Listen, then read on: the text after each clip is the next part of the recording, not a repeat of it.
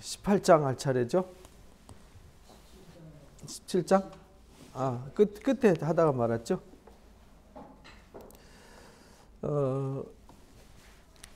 이제 다윗이 압살롬을 피해가지고 광야를 지나가지고 요단강 동쪽으로 도피를 했습니다. 여기죠. 여기 야곱이 바단 아람에서 오다가 야복강 나루터에서 천사를 만나잖아요. 거기서 씨름하는 이야기. 그 바로 밑에가 여기가 마하나임입니다. 마하나임. 지금 거기로 간 거예요. 지금 거기에 가서 압살롬의 군대와 전쟁을 준비하는 거죠. 압살롬을 대비하기 위해서 요단강 동편으로 갔습니다. 여기가 마하나임이에요. 근데 여기로 가면서 다윗이 제일 걱정됐던 것이 아히도벨의 전략이었잖아요. 아히도벨. 이 압살롬한테 다윗의 이 모사와 같았던 아히도벨이라고 하는 아주 뛰어난 지략가가 있었어요. 그래서 이 친구가 베푸는 모략은 마치 하나님의 말씀하시는 것과 같았다 하니까 얼마나 대단했는지 알 수 있는 거죠. 그죠?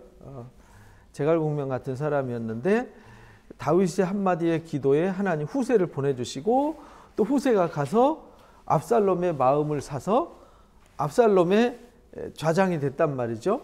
근데 다윗을 쫓아가서 추격해서 숨통을 끊겠다는 아히도벨의 모략을 하나님께서 미련케 해주시옵소서 했더니 진짜 미련케 해주시고 후세의 다윗의 측근인 후세의 모략이 먹히겠죠. 이 사람은 지연수를 썼고요. 여기는 아주 이 숨통 긴박한 작전을 썼고요. 여긴 지연 작전을 썼어요. 바로 달려가서 요단강 건너기 전에 끝내야 된다. 왜? 요단강 건너가면 어려워지거든요.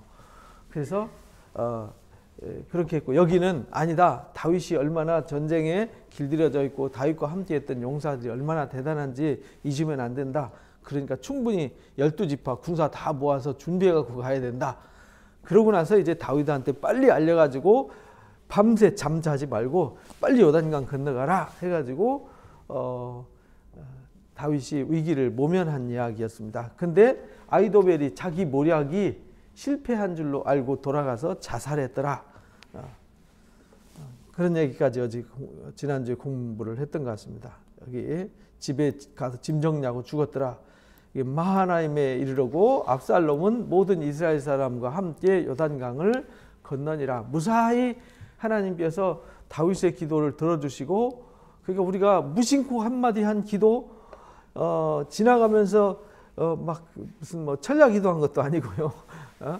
온 백성이 모여가지고 기도해 합시다 해서 한 것도 아니에요. 가면서 하나님 아히도벨의 모략을 막아주십시오. 그 아히도벨의 모략을 미련하게 해주십시오. 라는 그 한마디 기도를 하나님 들어주셨다는 겁니다. 그러니까 우리가 어떤 상황, 어떤 일을 하면서 그냥 지나가면서 무심코 한번 던진 기도, 그것까지도 하나님은 기억하셔서 이 상황을 이렇게 바꿔주신다는 거죠. 다윗이 그만큼 하나님을 신뢰했기 때문이죠. 그래서 압살롬이 아마사를 요압을 대신해 군 지휘관으로 삼았어요. 요압도 아마사도 다 이 다윗의 사촌들이거든요. 이게 다 집안 사람들이 그 당시에는 다 이제 대신들을 했거든요. 여기 이제 누이의 동생이에요. 여기도 마찬가지고요. 군 지휘관으로 삼으니라. 아마사는 이스라엘 사람 아드라라 하는 자의 아들이더라. 아드라는 나하스의 딸 아비갈과 동침하여 나왔으며, 아비갈은 요압의 어머니 스루야의 동생이더라 이랬잖아요. 그러니까 누이의 딸이 아들이니까 조카지, 조카. 조카니까 사촌이 아니라 오촌이네, 오촌. 그죠? 오촌. 삼촌인가요? 삼촌. 조카니까 삼촌. 이에 이스라엘의 무리와 압살롬이 길르앗 땅에 진친이라. 이래가지고 무사히 건너갔고, 이제 요압과 아마사, 그 다음에 다윗과 압살롬, 이제 가족의 전쟁입니다. 가족 전쟁. 다윗이 마하나임 이르렀을 때 암몬족 속에게 속한 랍바 사람 나하스의 아들 소비와 로데발 사람 암멜의 아들 마길과 글로림 길르앗 사람 그 다음에 바르실레가 침상과 대화, 질그릇, 밀, 보리, 밀가루, 볶은곡식, 콩과 팥과 볶은 녹두 이건 몽땅 양식을 몽땅 가지고 왔어요. 꿀과 버터와 양과 치즈를 가져다가 다윗과 그 함께한 백성에게 먹게 하였으니 이는 그들의 생각에 백성이 들에서 시장하여 곤하고 목마르겠다 함이더라. 이 다윗을 이 요단강 동편에는 다윗을 돕는 사람들이 많았어요. 그래서 이제 빨리 요단강을 건너가라고 그렇게 이야기를 한 겁니다.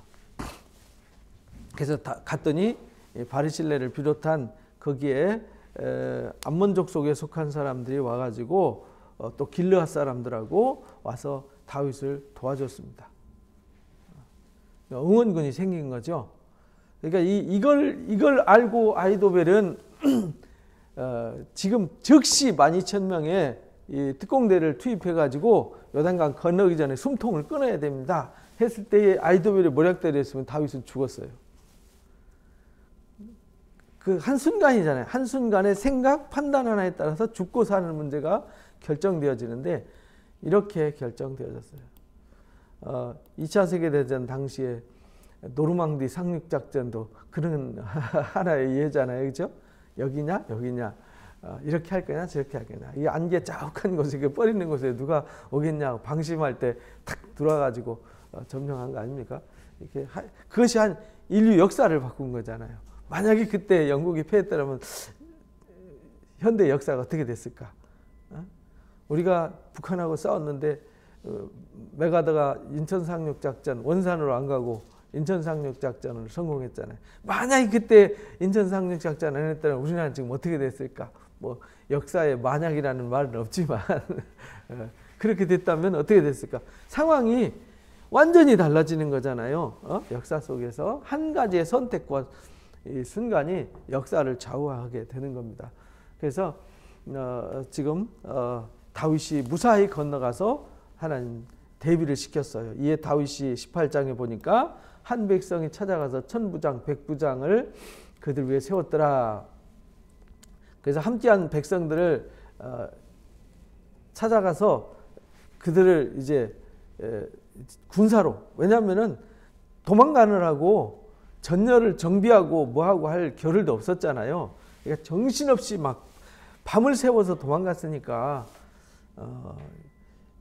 잠 안 자고 밤새 걸어보면은 얼마나 힘든지 아시잖아요. 걸어가면서도 졸고 근데 목숨 걸고 그렇게 쉬지도 못하고 잠도 못 자면서 요단강을 건너갔으니까 얼마나 힘들었겠어요. 근데 거기서 무슨 군대 조직을 하고 정비를 하겠어요. 그래서 다시 전열을 정비하게 되는 거죠. 세우고 다윗이 그 백성을 보낼 때 어떻게 보냈냐면 세 대로 나눴어요. 3분의 1은 요압의 휘하에, 3분의 1은 수리의 아들 요압의 동생 아비새의 휘하에, 아사엘은 그 아브넬한테 죽었죠.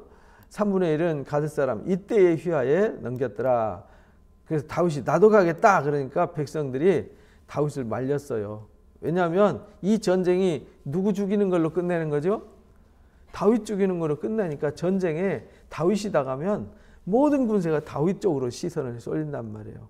다윗만 끝내버리면 끝나는 거잖아요. 그래서 왕은 나가면 안 됩니다.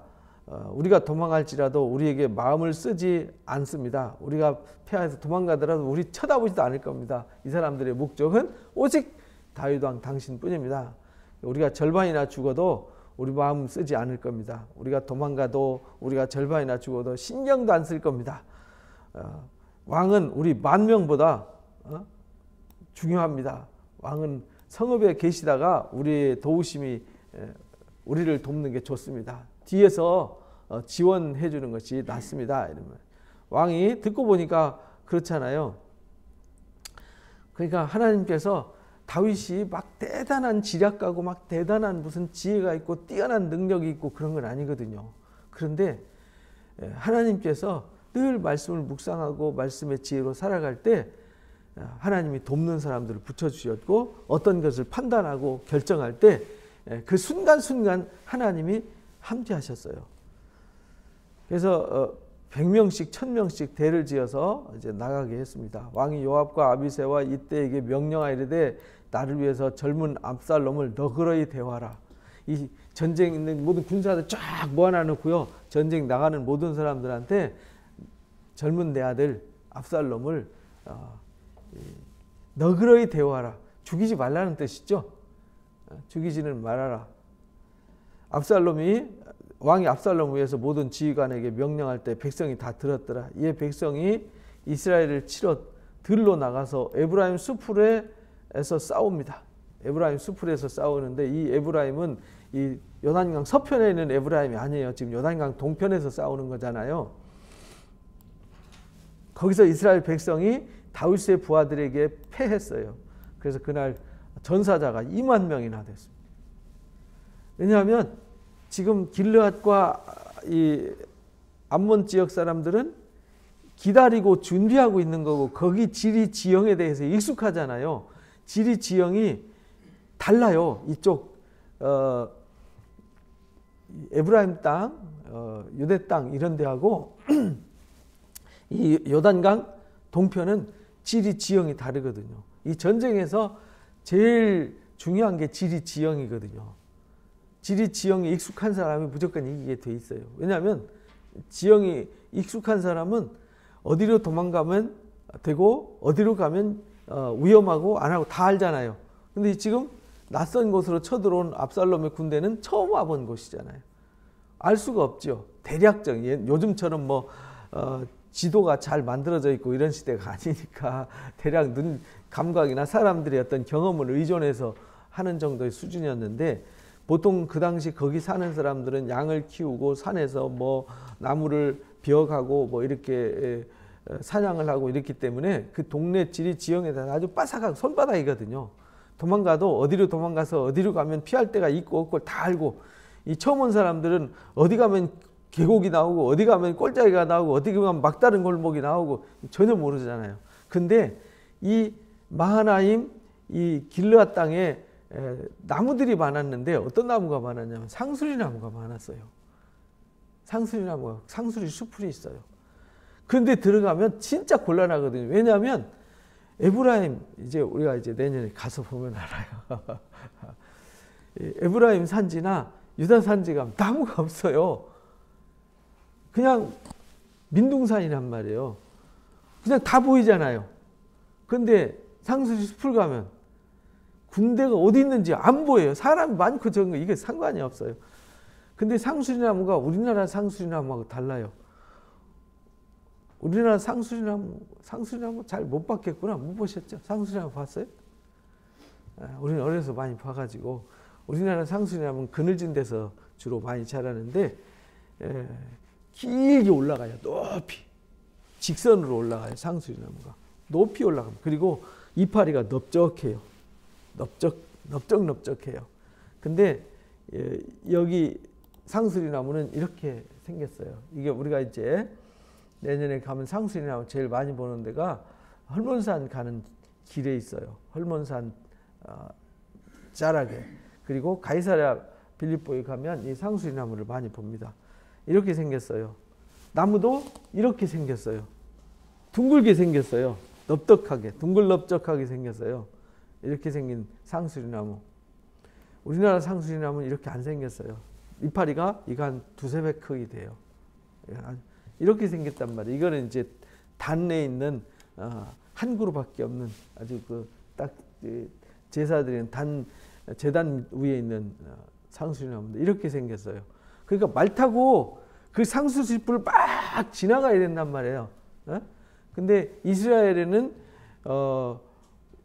유럽 사람들이 타는 또 애굽 사람들이나 아수르 사람들이 타는 말과 다르다 그랬잖아요. 우리 어딥니까? 이 몽골 사람들이 타는 말 있잖아요. 쪼락말. 키도 조그만하고 아주 지치지도 않는 말. 서양 말은 키가 크잖아요. 이제 이스라엘에도 그런 말이 많지 않았어요. 그래서 그런 말은 주로 수입해 왔거든요. 애굽에서 수입해 왔어요. 이런 상수리나무였단 말이에요. 근데 여기에 그날에 전사자가 2만 명이 됐고 그 땅 사면에 퍼져서 싸웠어요. 왜냐하면 거기는 사면에 퍼져서 싸울 수밖에 없어요. 보이지 않으니까 숨어도 어디에 숨었는지도 잘 안 보여요.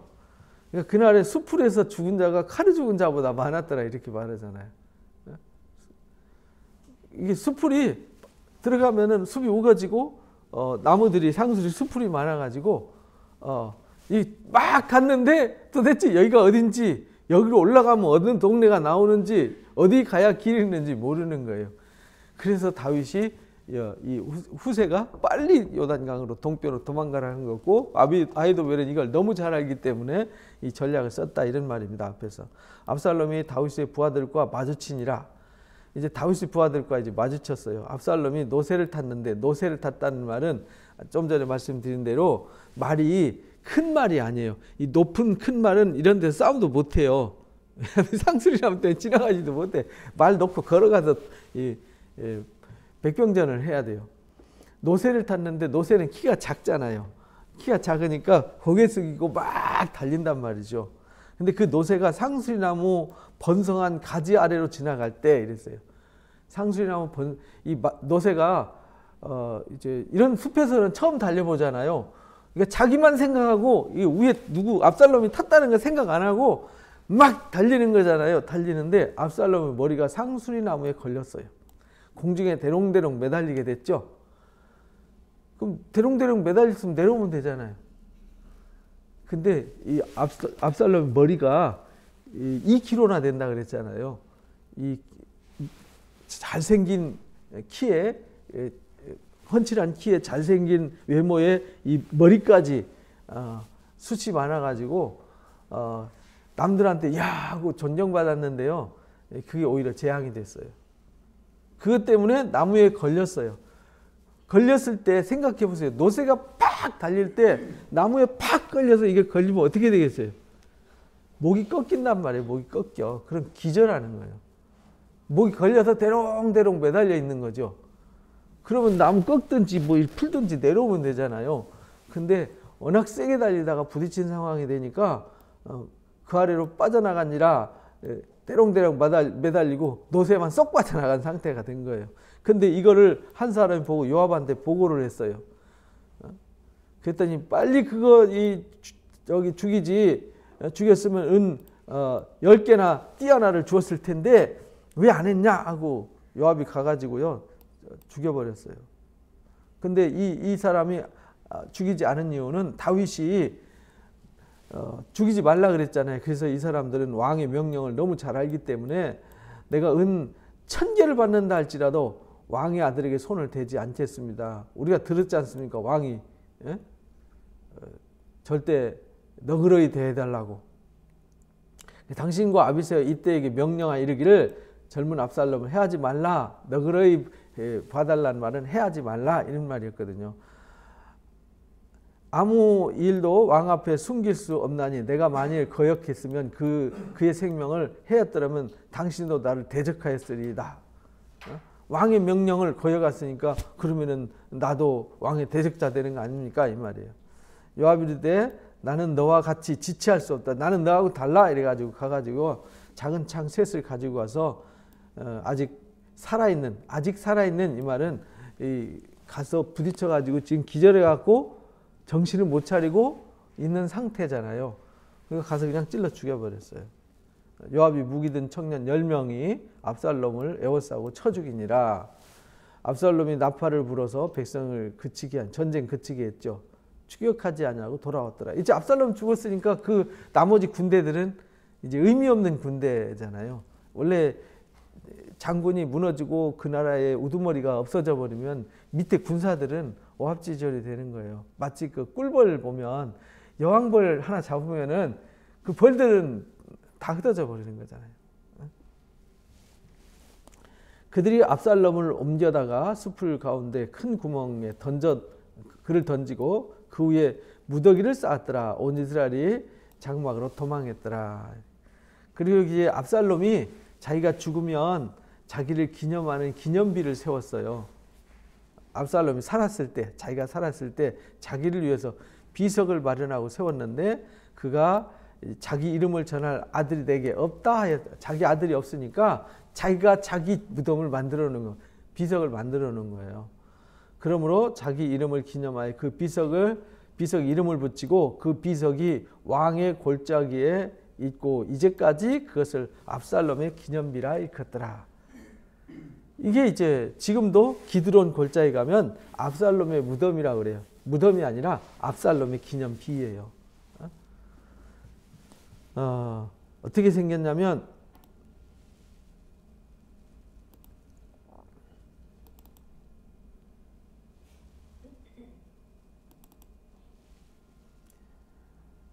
예루살렘 어디 있느냐?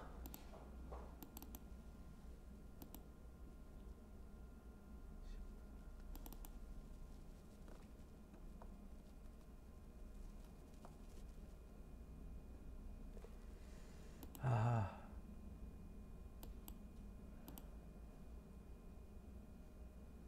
14년, 17년.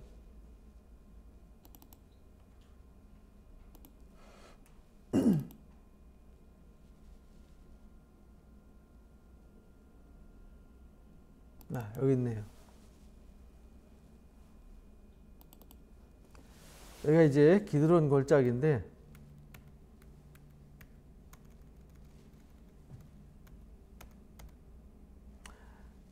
요건 이제 스가랴의 무덤이고요.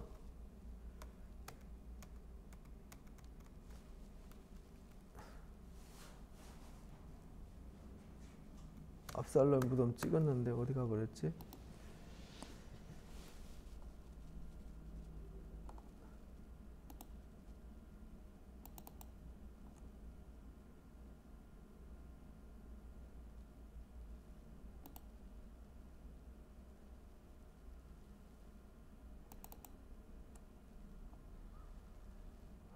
그 사진이 없어져 버렸네. 바로 요 밑에 가면 요런 모양으로 돼 있어요. 여기 이제 압살롬의 무덤이라고 이렇게 이제 돌 기둥으로 저렇게 세워놨어요. 거기에 이제 그걸 숭배하는 사람들도 있고 거기에 많은 사람들이 왔다 가요. 유대인들 아이들은 꼭 거기를 거쳐 지나갑니다. 그리고 공부를 해요. 뭘 공부하겠어요? 압살롬처럼 당하면 압살당한다. 이걸 배우는 거예요. 못된 놈 아들 압살롬을 닮지 마라. 왜냐하면 아버지를 반역한 거잖아요.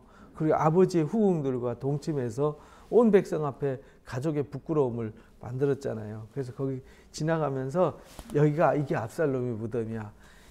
역사적 사실을 가르쳐주면서 압살롬이 아버지 반역하고 하나님 앞에 대적하고 불의를 행해가지고 압살당했어. 그래서 압살롬 닮지 마 이래가지고요. 압살롬을 가르치는 것이 그 왕의 골짜기, 거기가 기드론 골짜기예요. 기드론 골짜기는 왕의 골짜기고 반대편에는 서쪽, 동쪽이죠. 예루살렘 동쪽 골짜기는 기드론 골짜기, 왕의 골짜기. 서쪽 골짜기는 흰놈 골짜기, 스올의 골짜기예요. 지옥 골짜기죠. 그래서 이제 서쪽에는 쓰레기 버리고 제사 드리고 나면 재 버리고 이런 오물 버리는 곳.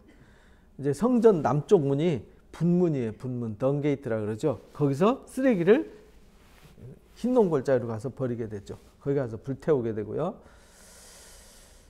그리고 이제 전쟁이 끝난 그 사실을 알려야 되잖아요. 다윗한테. 그래서 사독의 아들 아히마아스가 내가 빨리 왕한테 가서 이 소식을 왕의 원수 갚아준 소식을 전하게 해주십시오라고 사독의 아들이 요청을 합니다. 그랬더니 요압이 야 이거 뭐 좋은 소식도 아닌데 네가 가서 전할 필요 뭐 있니? 하고 반대하는 거예요. 오늘 소식을 전하는 자가 되지 말고 다른 날에 전해라. 왕의 아들이 죽었는데 내가 무슨 좋은 일이라고 가서 이렇게 전하겠냐 이 말이죠. 그때 구스 사람은 이방인이잖아요. 이 사람은 이방인이니까 아무 생각이 없는 사람이에요. 그래서 이 왕한테 아뢰라고 구스 사람을 보냅니다. 그때 사독의 아들 아히마스가 다시 요압한테 강하게 요청을 해가지고요. 뒤따라가게 해주십시오 해가지고 가라 이래가지고 달려갑니다. 근데 그가 한사코 달려가겠노라 하는지라 요압이 이르되 그리하라 하니 아히맛은 들길로 다름질하여 구스 사람보다 앞질러 가니라. 들길로 갔다는 말은 지름길로 가로질러 갔다는 얘기예요. 왜냐하면 지금 왕한테 이 소식을 알려야 되는데 왕이 아들 죽었다는 소식 듣고 슬퍼할 거잖아요. 그 슬픔을 조금 늦추기 위해서 일단은 안심시키고 전쟁에서 이겼다는 거. 근데 압살롬은 죽었는지 살았는지를 안 알리고 이제 천천히 왕의 마음을 만져주려고 사독의 아들 제사장이잖아요. 제사장의 아들이니까 가서 했는데 이 구스 사람이 가서 있는 그대로 이야기할까 봐서 아주 먼저 가로질러 가가지고 왕이 충격받지 않도록. 왜냐하면 사람이 말이 있잖아요. 한 단계, 두 단계, 세 단계, 네 단계 거쳐서 마음을 준비하고 듣는 거와 갑자기 듣는 거는 다른 거예요. 그래서 뭔 얘기할 때는 그래서 갑작스럽게 어떤 위기를 겪은 사람한테 그 소식을 전할 때에는 혹시 안 좋은 소식이 있는데 혹시 들어도 놀라지 마세요. 뭔데 그러면 괜찮아. 나는 안 좋은 소식 들어도 괜찮아. 이러고 야, 뭔 일이지? 큰일이 일어나나 보다. 마음으로 준비하고 막 이렇게 하다가 글쎄 뭐 하면서 이렇게 늦추잖아요. 근데 갑자기 가지고 당신 아들이 죽었대, 당신 남편이 죽었대, 당신 아내가 죽었대, 뭐 이렇게 보세요. 그럼 막 바로 쇼킹 이렇게 돼버리는 거잖아요. 그래서 항상 이게 마음으로 준비. 그래서 제일 사람이 가슴 아픈 것이 준비되지 않은 아픔을 갑자기 겪는 거잖아요. 그래서 난 누구를 보낼 준비가 안 돼 있는데 갑자기 이렇게 가면 어떡합니까 하고 장례식장 가면 그런 분들 많이 있잖아요. 사고로 돌아가신 분들. 그게 이제 마음의 준비가 안 돼서 그래요. 여기도 이제 마음의 준비하라고 아히마스가 달려가가지고 먼저 얘기하려고 달려간 거예요. 그만큼 다윗을 사랑하고 하나님을 사랑하는 사람이죠. 다윗이 두 문 사이에 앉아있더라. 성문 입구에 앉아있는 거죠. 파수꾼은 위에서 이렇게 내려다보고 있어요. 파수꾼은 성 위에 있잖아요. 다 보이죠. 저기서 누가 뛰어와요. 파수꾼이 외칩니다. 누가 달려오니까 왕께 아뢰되 왕께 아뢰매 왕이 이르되 그가 만일 혼자면 그의 입에 소식이 있으리라 할 때에 그가 점점 가까우니라. 파수꾼이 본즉 누군가 봤더니 아히마스예요. 혼자 달려오는데 왕이 이르되 그도 소식을 가져오니라. 또 한 사람이 와요. 한 사람이 오는데 저 뒤에 또 한 사람이 와요. 두 사람이 오는 거죠. 파수꾼이 이제 보기에는 앞선 사람의 다름질이 사독의 아들 아히마스 같습니다. 그는 좋은 사람이니까 좋은 소식 갖고 올 겁니다. 라고 이제 왕이 얘기해요. 그러니까 아히마스가 저희 왕한테 이르되 평강하옵소서 샬롬. 샬롬. 왕 앞에 얼굴을 대고 절하며 이르되 왕의 하나님 여호와를 찬송하리이다. 그의 손을 들어 내 주 왕에 대적하는 자들을 넘겨주셨습니다. 그러니까 왕이 이제 궁금한 건 전쟁이 이겼습니다가 아니라 누가 궁금한 거예요? 압살롬이 궁금한 거죠. 압살롬이. 압살롬은 잘 있느냐? 아니, 아히마스가 대답하되 요압이 왕의 종 나를 보낼 때에 크게 소동하는 것을 보았는데 무슨 일인지는 잘 몰랐습니다. 이래가지고 전쟁은 이겼습니다. 왕의 대적들은 다 물리쳤습니다. 압살롬 어떻게 됐는지 잘 모르겠습니다. 그래서 일단 다윗이 전쟁은 이겼구나. 근데 압살롬 어떻게 됐지? 죽었을라나? 살았을라나? 막 이렇게 이제 벌써 마음이 이제 준비하고 있어요. 이제 물러나 거기 서 있으라 하며 물러나 있더라. 구스 사람이 이제 바로 또 달려왔어요. 아래 소식이 있나이다. 여호와께서 오늘 왕의 대적한 모든 원수를 갚았습니다. 왕이 구스 사람이 묻되 압살롬은 잘 있느냐? 그러니까 구스 사람이 말합니다. 내 주 왕의 원수와 일어나서 왕을 대적하는 자들은 다 그 청년같이 되기를 원하나이다. 그러니까 압살롬은 처참하게 죽었습니다. 이런 얘기잖아요. 그 10명이 가서 창으로 찔렀으니까 어떻게 죽었겠어요. 그죠?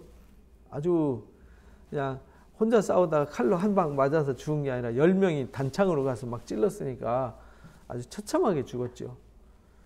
근데 참 요압도 가족인데 그죠? 4천, 5천이면 4천, 5천, 6천이면 집안 한 집안 가족이잖아요. 근데 가족 전쟁에서 어떻게 이렇게 그냥 잔인하게 그렇게 죽일 수 있는지 모르지만 이 요압이 두고두고 다윗의 걸림돌이 돼요. 왕의 마음이 심히 아파 문 위층으로 올라가서 우니라.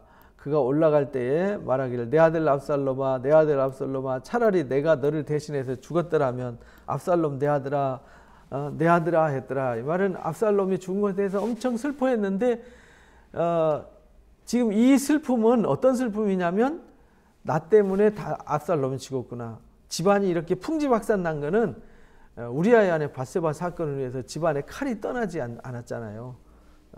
나단을 통해서 그렇게 예고를 했는데 말씀대로 그렇게 된 거거든요. 그래서 이 상황을 18장 상황을 보면서 하나님은 다윗을 이뻐한 이유가 이래서 이뻐했구나. 전쟁에서 어쨌든 싸워 이겨야 되지만 압살롬 자기 자식과의 전쟁인데 그죠? 제일 슬픈 전쟁이잖아요. 근데 이 전쟁은 이겨서 기뻐할 전쟁은 아니란 말이에요. 근데 이 구스 사람이나 압살롬은 이 전쟁을 이겼다고 들떠가지고 마치 그 원수하고 싸운 것처럼 아들하고 싸우는데 아들이 원수예요? 일단 아들이 반역해서 원수가 됐지만 집안 싸움이잖아요. 가족끼리 싸워가지고 누가 봐도 슬픈 전쟁이죠. 생각해 보세요. 누가 가족끼리 싸워서 이겼는데 누가 잘 이겼다라고 박수 쳐줄 사람 누가 있어요? 역사에서도 왕자의 난 뭐 이런 거 보면 슬프잖아요. 왕이 되기 위해서 자기 형제들을 죽여야 되는 슬픈 사람들, 자기가 왕 되기 위해서 아버지를 죽이고 막 가족을 죽여야 되는 사람들, 이게 참 슬픈 전쟁이잖아요. 지금 그 얘기를 하는 겁니다.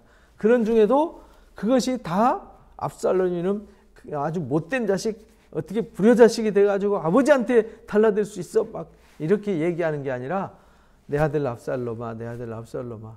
다윗이 본인의 실수로 본인의 부족함으로 인해서 압살롬이 고난을 겪기 때문에 마음이 아팠던 겁니다.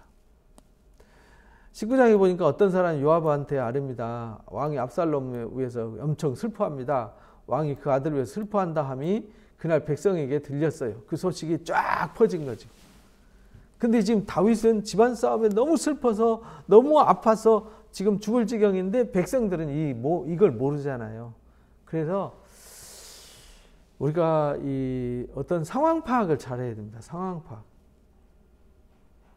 그날의 백성들이 들림에 그날의 승리가 모든 백성에게 슬픔이 되었더라. 그날의 백성들이 싸움에서 쫓겨 북으로 도망간 같이 가만히 성읍으로 들어갔더라.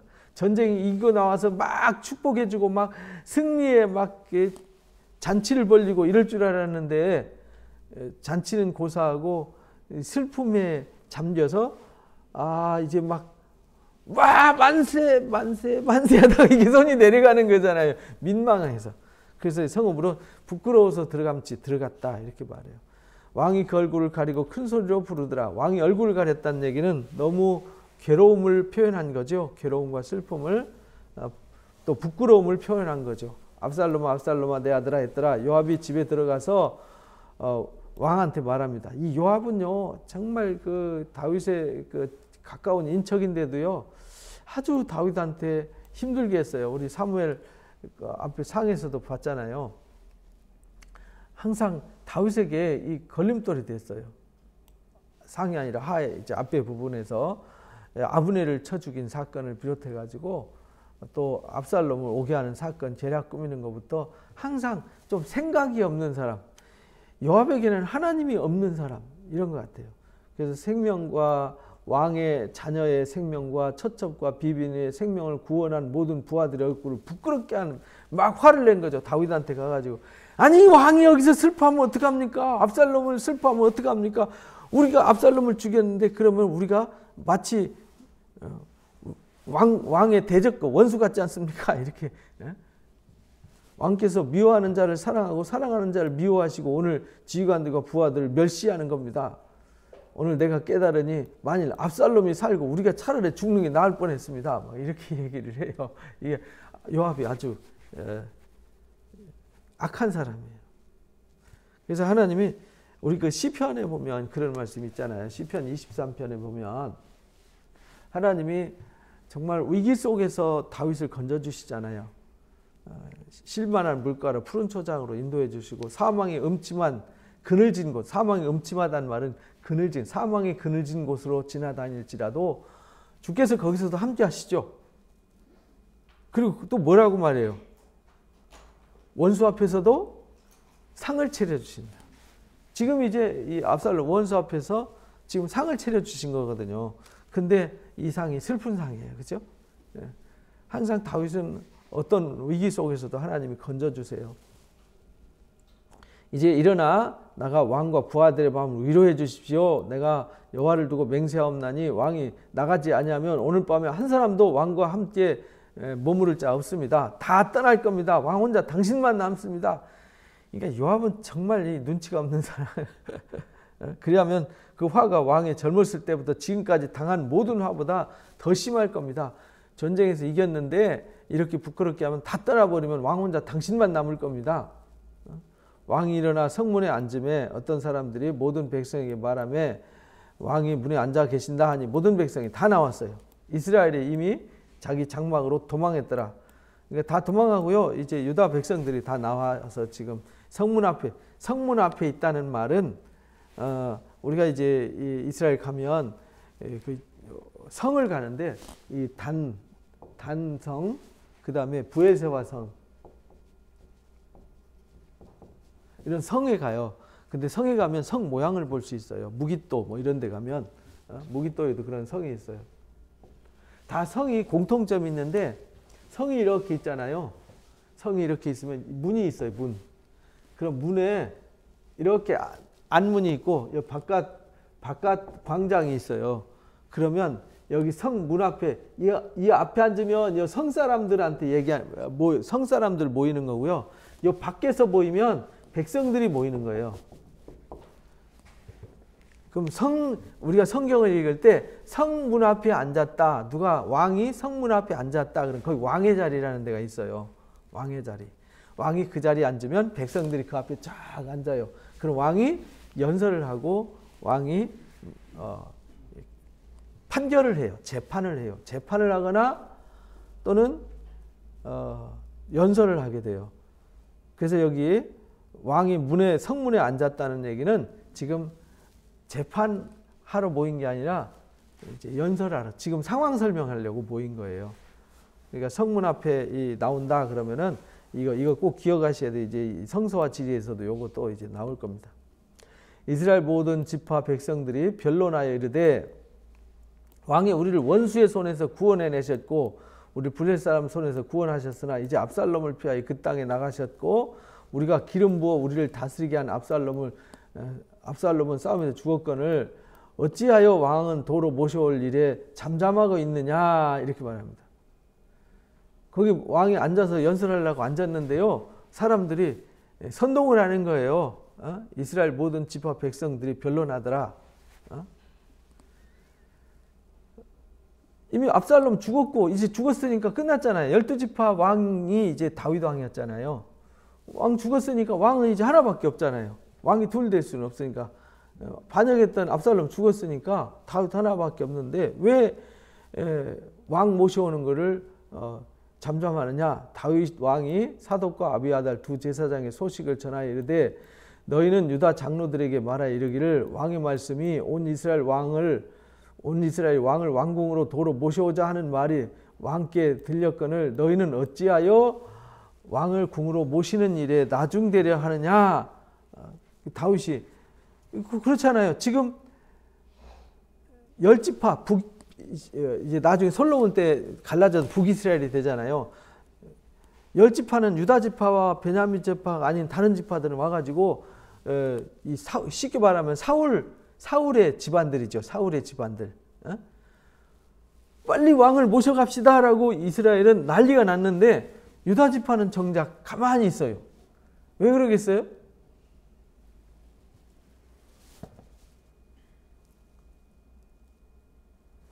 유다의 장로들 또 온 이스라엘이 왕을 왕궁으로 또 모셔오자라고 이렇게 말하는데 유다 장로들은 가만히 있어요. 왜 가만히 있죠?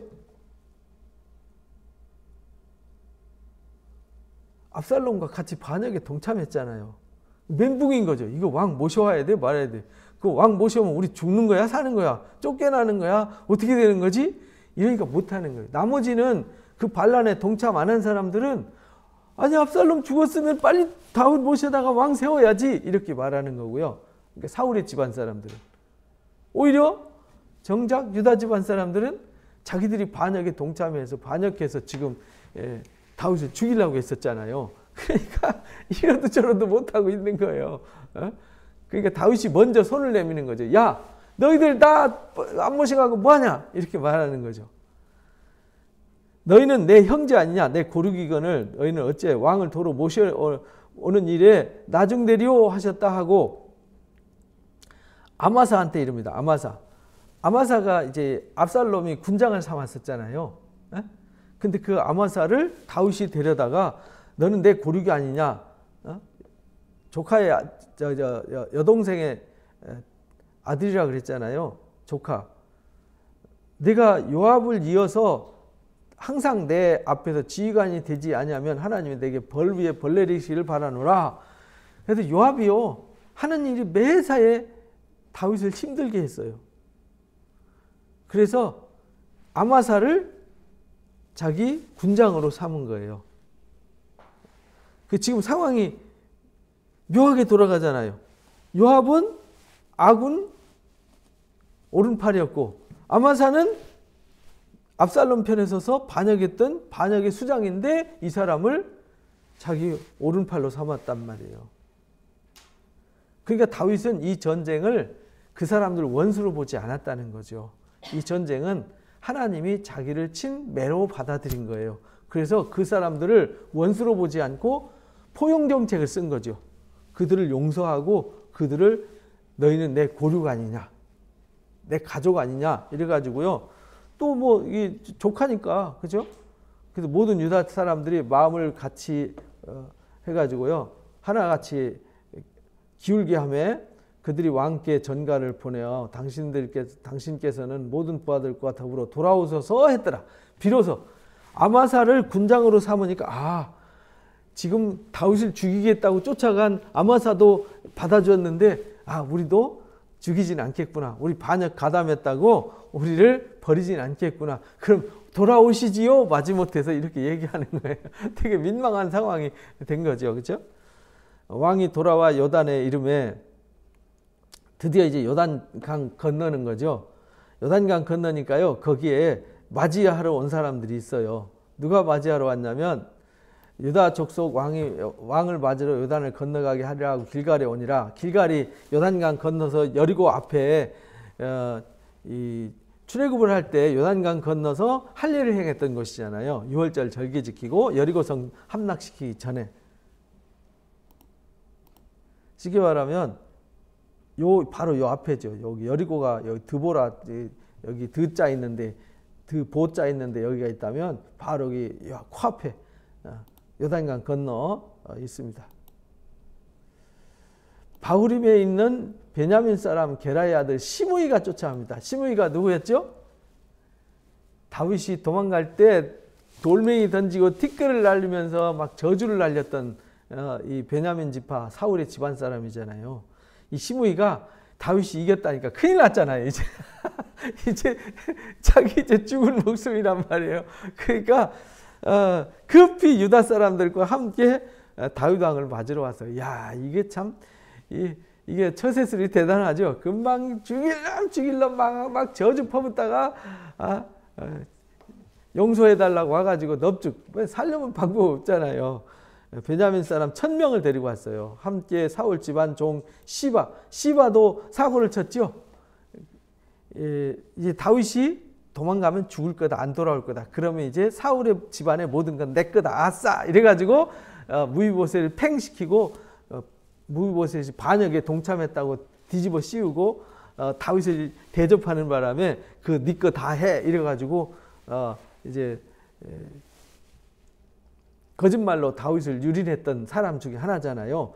원래 이게 권력이 바뀌면요 죄 지은 사람이 제일 먼저 뛰는 거예요. 원래 집에 가도요 애들이 엄마 아빠한테 잽싸게 달려오는 애들은요 사고 친 애들이 달려와요 먼저. 왜냐하면 그 용서받아야 되거든요. 너 사고 쳤지? 그러면 아니야 하면서도요 가서 보면 사고 쳤어요. 그 종 시바도 그의 아들 15을 데리고 왔어요. 20명. 그리고 아들 15과 종 20명 데리고 왔어요. 요단강을 밟고 건너 왕 앞으로 나오니라. 왕의 가족을 건너게 하며 왕이 좋게 여기는 대로 쓰게 하여 나룻배로 건너가니 왕이 요단을 건너가게 할 때에 게라의 아들 시므이가 앞에 엎드려서 말합니다. 내 주여 원하건대 내게 죄를 돌리지 마옵소서. 옛날 거 기억하지 마십시오. 옛날에 자 잊으시죠. 제가 그때는 몰라서 그랬습니다. 이렇게 말하는 거죠. 예루살렘으로 나오시던 날에 종이 패역한 일을 기억하지 마시고 왕의 마음을 두지 마십시오. 왕의 종 내가 범죄한 줄 아옵기에 오늘 요셉의 온 족속 중 내가 먼저 내려와서 이렇게 왕을 영접합니다. 그때 잘못을 회개합니다. 용서해 주십시오. 라고 이제 화해를 요청하는 거죠. 스루야 아들 아비새가 대답합니다. 이제 요압의 동생이죠. 시므이가 여호와의 기름 부으신 자를 저주했으니 그로 말미암아 죽어야 마땅하다라고 이제 얘기합니다. 그러니까 다윗이 말합니다. 스루야의 아들들아, 내가 너희와 무슨 상관이 있기에 너희가 오늘 나의 원수가 되느냐. 지금 요압과 아비새는 다윗을 도와서 전쟁의 수장으로 싸웠는데요. 이게 도움이 안 된 거예요.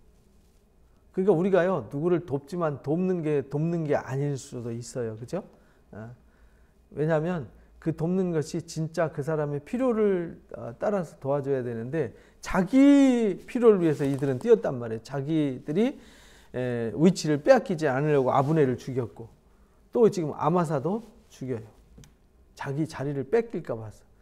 이들은 왕을 위해서 하나님을 위해서 싸운 사람들이 아니라 자기를 위한 사람들이기 때문에 다윗이 그걸 너무 잘 알아요. 그동안 해온 행적이 있잖아요. 그래서 원수가 되냐. 오늘 어찌해서 이스라엘 가운데 사람을 죽이겠느냐.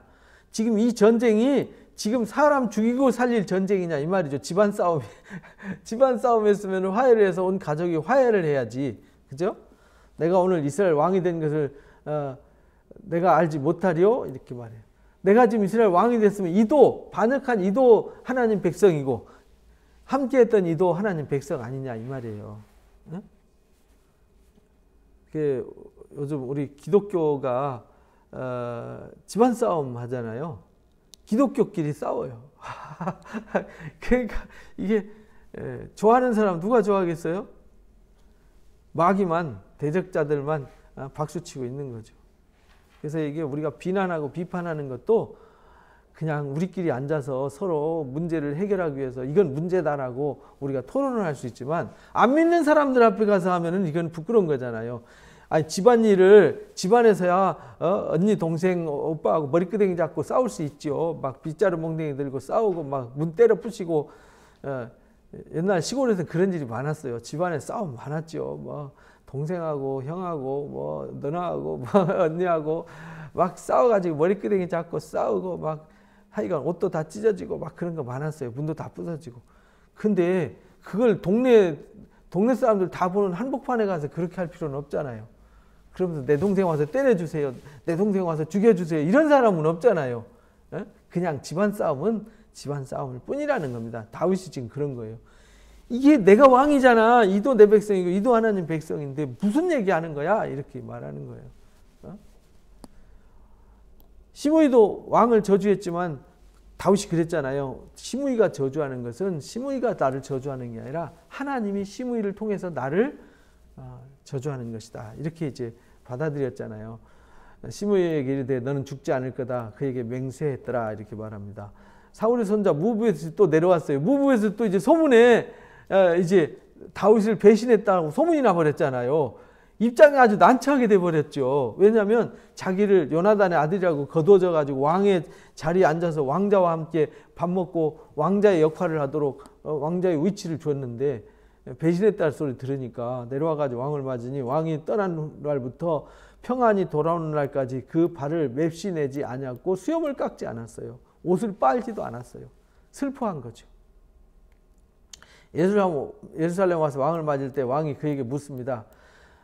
너 어찌해서 나와 함께 가지 않았니? 그러니까 대답하되 내 주 왕이여 왕의 종인 나는 다리를 절므로 내 나귀의 안장을 지워 그 위에 타고 왕과 함께 가려 했더니 내 종 시바가 나를 속였습니다. 종인 나를 주 왕께 모함하였나이다. 내 주 왕께는 하나님의 사자와 같으니 왕의 처분대로 내가 이렇게 이용당하고 속임을 당했습니다. 지금이라도 죄가 있다면 처분대로 해주십시오. 알아서 처분해 주십시오. 달게 받겠습니다. 죽이든 살리든 알아서 하십시오. 이렇게 말하는 거죠. 내 아버지 온 집이 내 주 왕 앞에서는 다만 죽을 사람이 되지 아니하였나이까. 그러나 왕 앞에서 같이 음식 먹는 가족으로 삼아 주셨잖아요. 내게 아직 무슨 공의가 있어서 다시 왕한테 살려달라고 얘기하겠습니까? 참 무비보셋도 정말 겸손하게 하나님 앞에 구하는 거죠. 왕께. 왕이 그에게 이르되 내가 어찌하여 또 내 일을 말하느냐. 내가 이르노니 너는 시바와 밭을 나누라. 그러니까요, 시바가 광야로 도망갈 때 도와줬기 때문에 그 위기를 넘겼잖아요. 그러니까 이 시바를 나쁘다고 해서 징계할 수도 없어요. 그러다 무비보셋을 얘기 들어보니까 시바가 속여서 이렇게 했잖아요. 근데 이 둘을 처벌할 수가 없었어요. 그래서 시바도 가만히 생각해 보니까 불의한 재물을 가지고 그 누가복음 16장에 나오는 것처럼 선한 일을 했잖아요. 나쁜 일을 한 게 아니잖아요. 속였지만 다윗과 그 많은 사람들의 생명을 살리는 일을 했잖아요. 그래서 나쁜 일을 했지만 좋은 일을 했어요. 무비보셋은 이용당했지만 손해본 게 없어요. 그래서 둘이 나눠라 이렇게 말했어요. 근데 무비보셋은 여기서 용서받으니까 더 이상 여한이 없는 거죠. 두 번이나 죽음의 위기에서 구원받은 거잖아요. 이 사울의 가족들이 죽을 때 죽었어야 되는데 다윗의 가족으로 인정받았죠. 지금 이제 반역했다는 오해를 뒤집어 써서 또 죽을 수 있었는데 용서받았잖아요. 그러니까 무비보셋이 왕한테 말합니다. 내 주 왕께서 평안히 왕궁에 돌아오게 되셨는데 그 시바한테 전부를 차지하게 하옵소서. 욕심이 없는 거죠. 우리 같으면 시바 너 그럴 수 있어? 이놈 자식 내 재산 빼들어 먹으려고 그렇게 속이고 그렇게까지 할 수 있어? 이렇게 할 수 있는데 사실은 자기의 재산 있는 걸 가지고 다윗을 도왔잖아요. 그러니까 무비보셋도 그걸 나쁘게 보지 않은 거예요. 그래서 그거 시바한테 다 주시지요 이렇게 얘기합니다. 그리고 이제 길르앗 사람 바르실레가 왕을 이제 송별하면서 그 요단 동쪽에 있을 때 이 바르실레가 암몬 사람들하고 이 다윗을 도와줬잖아요. 먹을 걸 도와주고 위기를 극복하도록 도와줬어요. 그래서 요단을 건너가게 하려고 로글름에 내려왔는데요. 요단에 이르니 나이가 80세나 됐어요. 그는 큰 부자이므로 왕이 마하나임에 머물 때 그가 왕을 공개했더라. 그래서 바르실레를 나이가 많으니까요. 왕이 마하나임에 머물면서 왕을 섬겼어요. 공개했더라. 섬겼더라. 왕이 바르실레에게 이르되 너는 나와 함께 건너가자. 예루살렘에서 내가 너를 공개할 거다. 그래서 바르실레가 그렇게 부자였는데요. 왕을 전심으로 도와줬어요. 그래서 다윗이 너무 고마워서 모시고 가서 내가 공개받았으니 내가 가서 공개하겠습니다 라고 이야기를 해요. 다윗이 이만큼 마음이 참 공의롭고 착했어요. 우리 같으면은 반대편에 섰던 사람 가만 안 놔두죠. 대적했다고 나를 그럴 수 있어. 내가 어떻게 그럴 수 있어. 이래가지고 근데 다윗은 그들을 다 포용하는. 왜냐하면 이 모든 일이 발단이 누구로부터 비롯되었어요? 왕 자신한테, 자신으로부터 비롯되었기 때문에 누구한테 탓 돌릴 게 아니었어요. 이들은 아무 죄가 없다. 다 하나님 백성이고 근데 내가 죄를 범했기 때문이다 라고 받아들이는 거죠. 바르실레가 왕께 아뢰되 내 생명의 날이 얼마나 있사옵기에 어찌 왕과 함께 가겠습니까? 나이 80세니까 나는 이제 뭐 음식 맛도 잘 모르고 즐거움도 모르니 가서 무슨 낙을 보겠습니까? 여기서도 부자니까 잘 먹고 잘 산다 이 말이죠. 뭔 더 낙을 보겠냐. 그러니까 내 아들 김함을 좀 데려다가 대신 상을 주십시오 해가지고 이제 김함을 보냅니다. 당신의 종을 모시고 요단 건너려는 것이 뿐이거늘 왕께서 이같이 상을 내게 갚으려 하시나이까 청하건대 종을 돌려보내십시오. 내 고향 가서 거기서 묻히게 해주십시오. 그리고 내 종 김함, 이게 아들이에요. 아들이 싸우니 청컨대 함께 건너가서 왕이 쳐부른 대로 그에게 저한테 상을 주시려면 대신 이 김함한테 주십시오. 그러니까 다윗한테는 참 좋은 사람들이 많이 있었어요. 주변에. 그래서 우리가 인생을 살아가는데 주변에 돕는 사람이 많아야 돼요. 후원자들이 있어야 무슨 일이 있을 때, 어려운 일이 있을 때 와서 도와주거든요. 김함이 나와 함께 건너가려니 나는 내가 좋아하는 대로 그에게 베풀겠고 또 내가 내게 구하는 것은 다 너를 위하여 시행하리라 하니라. 백성이 다 요단강을 건너죠. 왕도 건너가서 왕의 바르실레에게 입맞추고 복을 빌고 돌아갔더라. 길갈로 건너고 김함도 함께 건너왔더라. 유다 온 백성과 이스라엘 백성의 절반이 왕과 함께 건넜더라. 전쟁, 같이 가서 전쟁하고요. 이제 전쟁 끝나고는 화해의 손을 잡고 함께 건너오는 거잖아요. 참 아름다운 모습이죠. 여기서는. 그러니까 하나님은 샬롬을 원하시는 거지 전쟁을 원하시는 게 아니거든요. 하나님은 죄를 졌다고 벌을 주시기 위해서 벌을 내리시는 것이 아니라 그들의 죄를 깨닫고 회개하기를 원하시는 거지 하나님이 벌하기 위해서 일하시지는 않습니다. 온 이스라엘 사람이 왕께 나와 왕께 아뢰되 우리 형제 유다 사람들이 어찌 왕을 도둑하여 왕과 왕의 집안과 왕을 따르는 모든 사람을 인도하여 요단을 건너게 하였나이까. 이렇게 말합니다. 온 이스라엘 사람들이 불만이 생긴 거예요.